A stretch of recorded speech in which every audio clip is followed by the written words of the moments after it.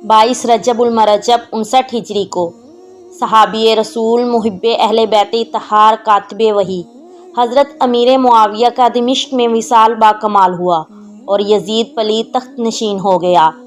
तख्ते हुकूमत पर बुर्जमान होते ही इसको फ़िक्र लाहक हुई कि सबसे पहले मुझे उन लोगों की खबर लेनी चाहिए जो मुझे अमीर तस्लीम करने पर रजामंद नहीं हैं, ताकि उनको अपना मतीओ ताबिया बना सकूं।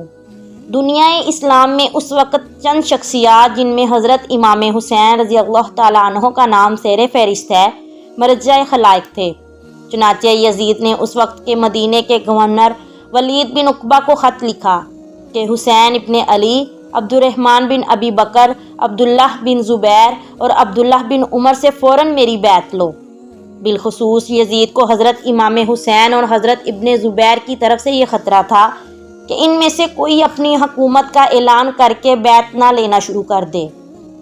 गवर्नर मदीना वलीद बिन उकबा ने अपने नायब मरवान से इस सिलसिला में मशवरा किया तो उस बदबख्त ने कहा, हाँ बिल्कुल ठीक है, अगर ये हजरात यजीद की बैत पर रजामंद ना हो तो कोई लिहाज न किया जाए और इनको कत्ल कर दिया जाए। चुनाचे वलीद बिन उकबा ने इमाम हुसैन रज़ी अल्लाह ताला अन्हो को बुलाया और हज़रत अमीर मुआविया रज़ी अल्लाह ताला अन्हो के विसाल की खबर सुनाने के साथ ही यजीद की तख्त नशीनी और उसकी हुकूमत को तस्लीम करने के लिए बैत की बात की। हज़रत इमाम हुसैन रज़ी अल्लाह ताला अन्हो ने हज़रत अमीर मुआविया के विसाल पर अफसोस का इजहार फरमाया और यजीद की बैत के बारे में फरमाया, ये काम खुफिया तौर पर नहीं हो सकता, अहले मदीना को बुला लो, वो जो फैसला करेंगे मुझे एतराज़ ना होगा। लेकिन मैंने यजीद के बारे में ये ज़रूर सुना है कि उसका तरीक़ा ज़िंदगी खुलफाए राशिदीन के तरीक़े से हट कर है। वो शराब भी पीता है, नमाजें भी ज़ाया करता है, हलाल और हराम की तमीज़ नहीं करता, मुहर्रमा से निकाह को जायज़ कहता है और जायज़ और नाजायज़ में फ़र्क नहीं करता। वलीद चूँकि सुलह पसंद और शरीफुन नस्ब था, इसलिए उसको इमाम हुसैन की बात पसंद आई। मरवान ने वलीद को कहा, तूने मौका ज़ाया कर दिया है, अब हुसैन तेरे हाथों से निकल जाएंगे, तूने उनको मौका ही क्यों दिया है? अगर बैत कर लेते तो ठीक, वरना तलवार से फैसला कर दिया जाता। वलीद ने कहा, अफसोस है तुझ पर ऐ बदबख्त, तुम मुझसे लगते जिगरे बतूल का खून कराना चाहता है। बाखुदा जिसने हुसैन का खून बहाया वो कभी नजात ना पाएगा। रिवायत में है कि गवर्नर हाउस में जाते हुए इमाम हुसैन के साथ 30 मुसल्लह जांबाज थे, जिनको आपने दरवाजे पर खड़ा कर दिया और फरमाया, अगर ख़तरा महसूस करो तो कोई कार्रवाई करना, वरना हरगिज़ कोई इक़दाम न करना।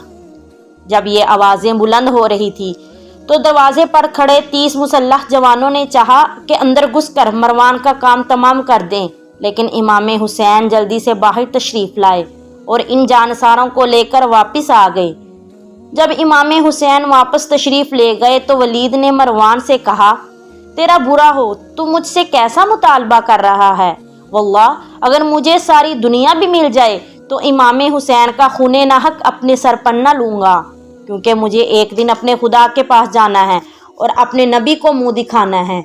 गवर्नर मदीना ने यह सारा हाल लिखकर यजीद को भेजा तो उस वलीद ने भी वही कहा जो मरवान बदबख्त ने कहा और इसके बदले बहुत सारा लालच भी दिया, मगर वलीद ने सब कुछ ठुकरा दिया और कहा, दोज़ख के इस रास्ते पर कदम भी ना धरूंगा और ना किसी लालच में आऊँगा। इसके बाद कई खतूत वलीद को यजीद की तरफ से आए और वलीद को वो खतूत इमाम आली मकाम को दिखाता रहा।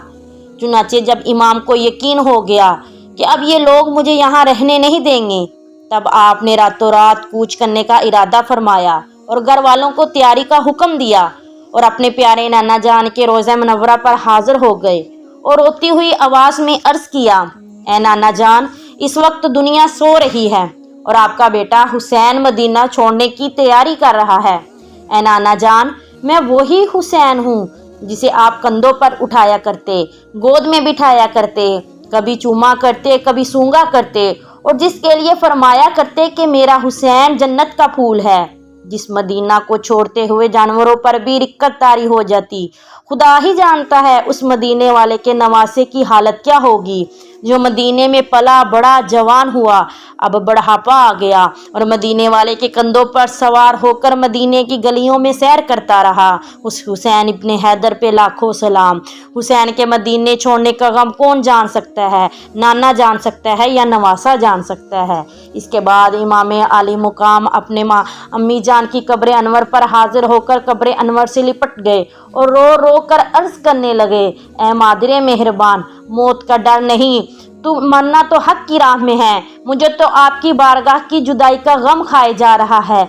आपकी बारगाह में ये दुआ लेने के लिए हाजिर हुआ हूँ कि राह हक में अपने जिगर के टुकड़ों की कुर्बानियाँ हिम्मत से दूँ। कब्र अनवर से आवाज़ आई, बेटा मैं वादा करती हूँ जब तुम मैदाने कारेज़ार में गिरेगा तो मेरी गोद तुझे संभालने के लिए खुली होगी। इसके बाद इमाम हुसैन अपने भाई हसन मुजतबा की कब्र पर गए और सलाम मोहब्बत अर्ज करते हुए यूं गोया होए, ए भाई जान, आपने जब से मुंह मोड़ा है हर तरफ से रंजो मसाइब ने मुझे घेर लिया है। सारा जिस्म संगे गम से चूर चूर है और खुशी से कोसों दूर है। आपके होते हुए आपको दुख सुना लेता था।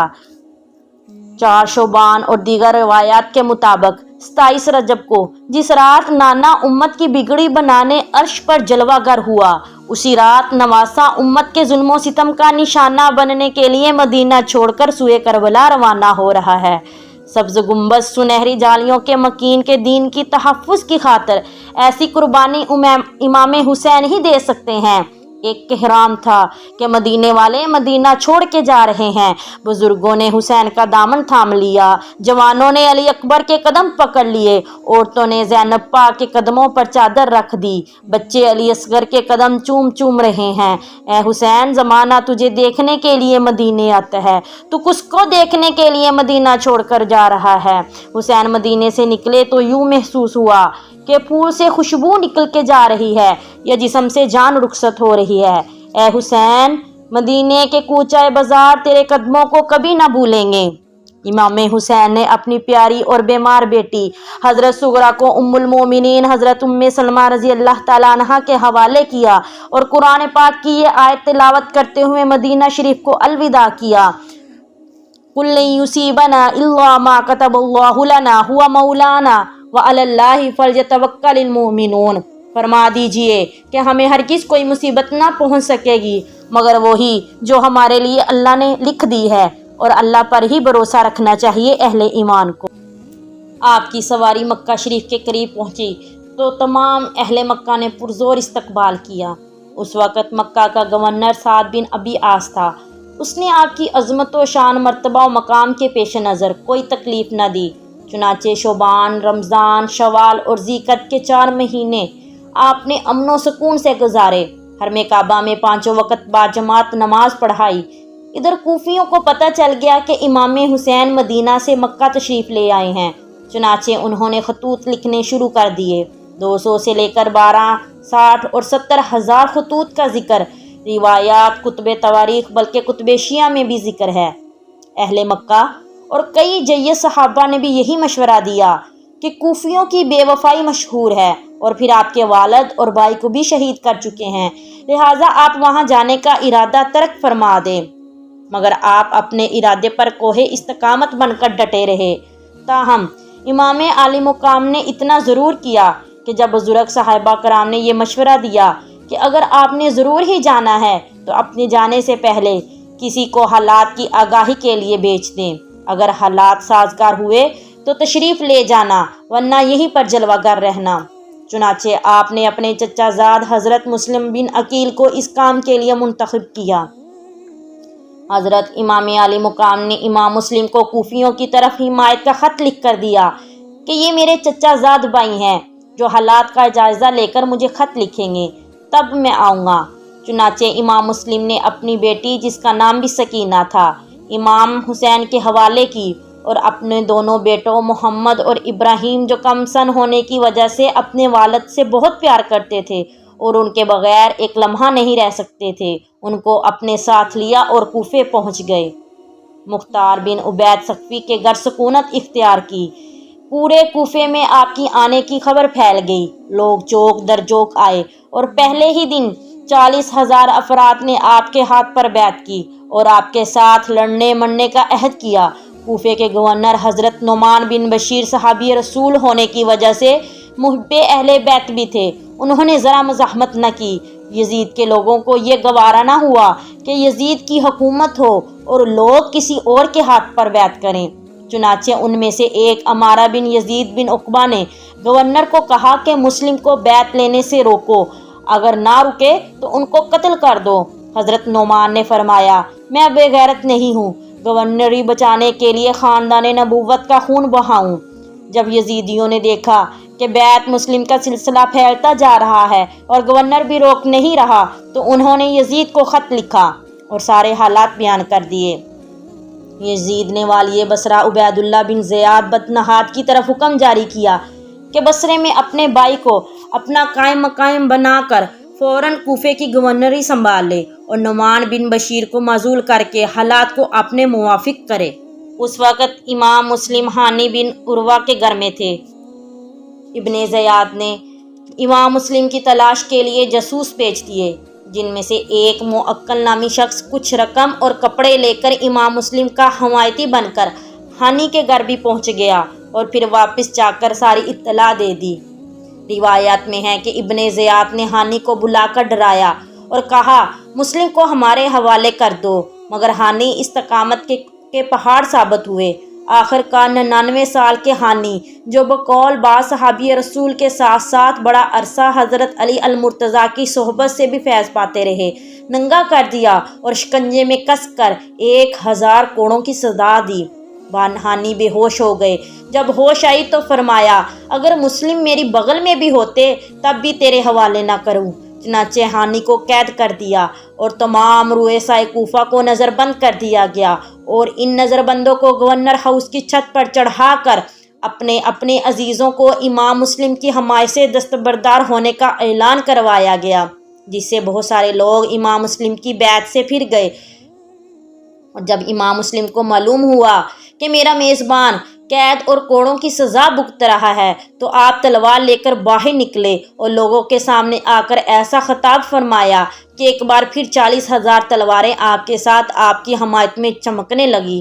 اگر آپ حملہ کر دیتے تو کوفہ یزیدیوں سے پاک ہو جاتا، مگر آپ صلح پسند ہونے کے ساتھ ساتھ پہل بھی نہ کرنا چاہتے تھے، صرف گورنر ہاؤس کا محاصرہ کرنے پر اکتفا کیا۔ لیکن سب لوگ ڈرتے تھے، کوئی یزید کے سامنے کوئی کچھ نہ کہتا تھا۔ ایک دن کوفے کے بازار میں امام مسلم بچوں کے ساتھ جا رہے تھے۔ تمام دروازے آپ کے لیے بند تھے۔ ایک دروازہ کھلا اور ایک بوڑھی عورت جس کا نام تاریخ والے طوا بتاتے ہیں نمودار ہوئی اور امام سے پوچھا، آپ کون ہیں اور آدھی رات کو ان پھول جیسے بچوں کو لے کر پریشان ہو کر کیوں گھوم رہے ہیں؟ فرمایا، میں عرب کا مسافر ہوں، حسین کا بھائی ہوں، کوفیوں کا بلایا ہوا مہمان ہوں۔ مائی نے دروازہ کھول کر اندر بلایا، جو کچھ ہو سکا خدمت و توازیہ کی۔ مائی کا نافرمان بیٹا رات دیر سے گھر آیا اور امام مسلم کو اپنے گھر دیکھ کر لالچ میں اندھا ہو گیا اور فوراً جا کر ابن زیاد کو بتا دیا کہ مسلم اپنے بچوں کے سمیت ہمارے گھر میں موجود ہے۔ اس نے محمد بن اشعث کی قیادت میں ایک دستہ بھیجا جس نے طوا کے گھر کا محاصرہ کر لیا۔ امام مسلم تلوار لے کر باہر تشریف لائے، سوائے لڑنے کے چارہ نہ رہا۔ ہاشمی شہزادے نے ایسا حملہ کیا کہ ابن اشعث کو 500 فوجی اور منگوانا پڑے۔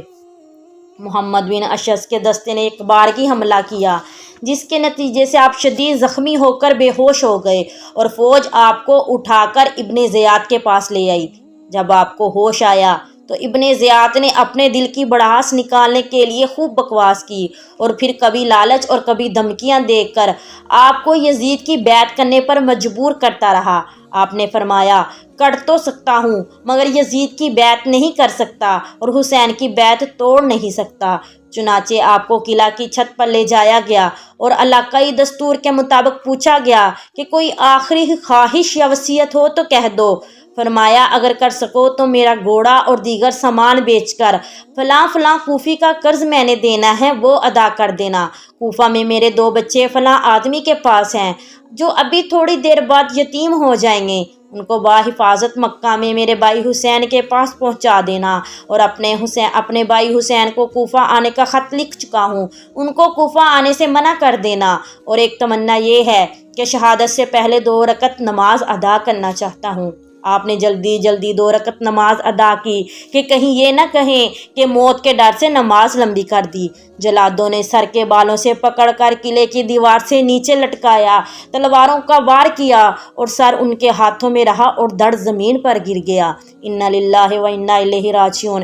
امام مسلم شہادت نوش فرما چکے۔ ابن زیاد یہ ظلم کروا کے ابھی سنہرے تختے پر بیٹھا جھوم ہی رہا تھا کہ ایک بوڑھی عورت کالی چادر کا نقاب کیے ہوئے گرجتی آواز میں ابن زیاد کے اس ظلم پر لعنت کرتے ہوئے آ رہی تھی۔ یہ وہی دعا تھی جس نے امام مسلم اور ان کے بچوں کو اپنے گھر میں پناہ دی تھی، اور اس کے بدنصیب بیٹے نے دنیا کے لالچ میں آ کر ابن زیاد کو بتا دیا، اور اس لیے آئی کہ سارا مجمع گواہ ہو جائے کہ مسلم کے قتل سے میرا دامن پاک ہے۔ مائی نے کچھ ایسے انداز سے ابن زیاد پر چڑھائی کی کہ ابن زیاد بدنہاد کے ہاتھوں مائی کو بھی جام شہادت نوش کرنا پڑا۔ امام مسلم کی شہادت کے بعد آپ کے بچوں کی بازیابی پر انعام اور ان کو پناہ دینے پر سخت سزا کا اعلان کر دیا گیا۔ اس وقت دونوں بچے قاضی شریف کے گھر میں سہمے بیٹھے تھے اور اپنے پیارے باپ کی جدائی میں خون کے آنسو رو رہے تھے، حالانکہ ابھی ان کو یہ نہ بتایا گیا تھا کہ تمہارے باپ کو شہید کر دیا گیا ہے۔ قاضی شریف امام مسلم کی شہادت کی خبر سن کر زاروں قطار رو رہے تھے اور بچوں کے ساتھ والہانہ پیار کر رہے تھے، جس سے بچے سمجھ گئے کہ ہم یتیم ہو گئے ہیں۔ بچے ہچکیاں لینے لگے تو قاضی نے سینے سے لگا کر عرض کیا، آواز نہ نکالو، کہیں تمہاری اطلاع بھی ان ظالموں کو نہ ہو جائے۔ میں تمہارے ابا جان کی وصیت کے مطابق تمہیں رات کو مکہ شریف جانے والے قافلے کے ساتھ روانہ کروں گا، اور تم بحفاظت امام حسین کے پاس پہنچ جاؤ گے انشاءاللہ۔ چنانچہ قاضی شریف نے رات کے وقت دونوں بچوں کو 50 اشرفیاں دی اور ساتھ کھانا باندھ دیا۔ اپنے بیٹے اسد کو کہا کہ شہر کے فلاں دروازے سے آج رات ایک قافلہ مکہ جانے والا ہے، دشمنوں کی نظر سے بچ کر ان بچوں کو قافلے کے کسی خدا ترس انسان کے حوالے کر کے آ۔ اسد بچوں کو لے کر چپکے چپکے جب دروازے پر پہنچا تو قافلہ چند منٹ پہلے ہی روانہ ہو چکا تھا۔ وہ اکیلے رہ گئے اور قافلہ جاتا رہا۔ تھوڑی دور گرد و غبار اڑتا ہوا دکھائی دیا۔ اسد نے کہا وہ قافلہ جا رہا ہے، دوڑ کے شامل ہو جاؤ۔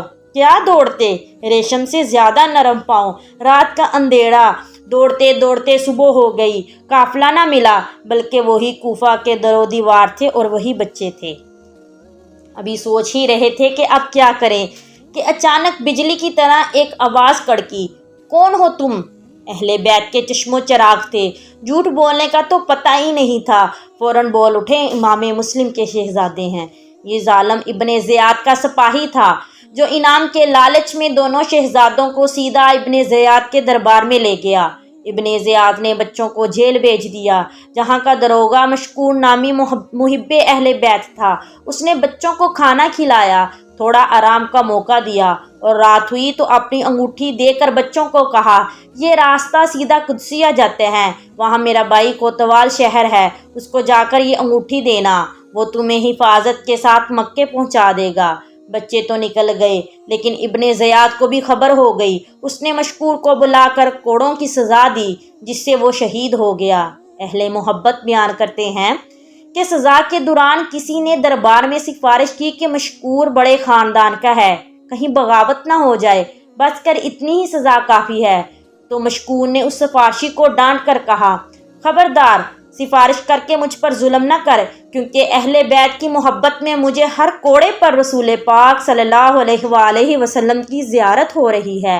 بچوں کو پکڑنے پر پھر باری انعام رکھ دیا گیا۔ ادھر بچے ساری رات دوڑتے رہے۔ صبح نمودار ہونے لگی تو ایک کنویں کے کنارے کھوکھلا درخت تھا، اس میں چھپ گئے کہ کہیں پھر سے نہ پکڑے جائیں اور کہیں ایسا نہ ہو سارا سفر بیکار ہو جائے۔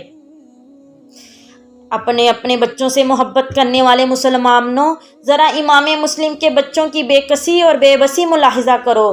ایک عورت اسی کنویں سے پانی بھرنے آئی، اس کو درخت کی طرف سے نور کے 2 جلوے نظر آئے۔ پوچھا کون ہو؟ بچوں نے پھر سچ سچ کہہ دیا۔ اس عورت نے جو کسی کی کنیز تھی، کنیز نے کہا چلو میرے ساتھ، میری مالکہ اہل بیت سے محبت کرنے والی ہے، تمہیں کوئی تکلیف نہ ہوگی۔ بچے ساتھ چل پڑے۔ نہلا دہلا کھلا پلا کر بچوں کو سلا دیا گیا۔ کنیز کی مالکہ کا خاوند حارث لالچ زدہ آدمی تھا۔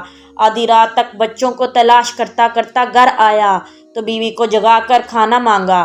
کھانا کھا کر ابھی سویا ہی تھا کہ اندر سے بچوں کے رونے کی آواز آئی۔